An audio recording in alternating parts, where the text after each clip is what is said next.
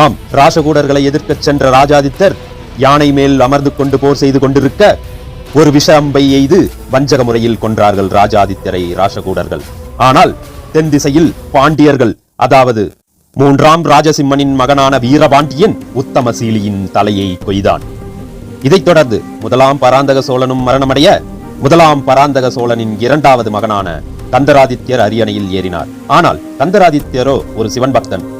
இவருக்கு போர்க்களம் என்பதெல்லாம் அறவும் பிடிக்காது.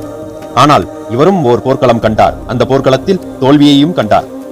1ஆம் பராந்தக சோழனின் 2வது மகனான கந்தராதித்யர் தனது அரச வேடங்களை எல்லாம் கலைத்துவிட்டு எங்கோ யாரும் கண்காணாத இடத்திற்கு சென்று விட்டார். இதைத் தொடர்ந்து 1ஆம் பராந்தக சோழனின் மகனான அருஞ்சய சோழன் அரியணையில் ஏறினான். 1ஆம் பராந்தக சோழனின் 3வது மகனான அருஞ்சயன் அரியணையில் ஏறிய காலம் மிகவும் கடும் வேதனைக்குள்ளான காலம். ஆம், ஏனெனில் சோழ தேசத்தின் வடபகுதியில் ராசகூடர்களின் ஆதிக்கம் அதிகமாக இருந்தது. அதேபோல் தெற்கில் பாண்டியர்களின் ஆதிக்கமும் அதிகமாகத்தான் இருந்தது. சோழ தேசம் மிகவும் குறுகி போக அந்த நிலையில் அரியணையில் ஏறினான் 1ஆம் பராந்தக சோழனின் 3வது மகனான அருஞ்சய சோழன்.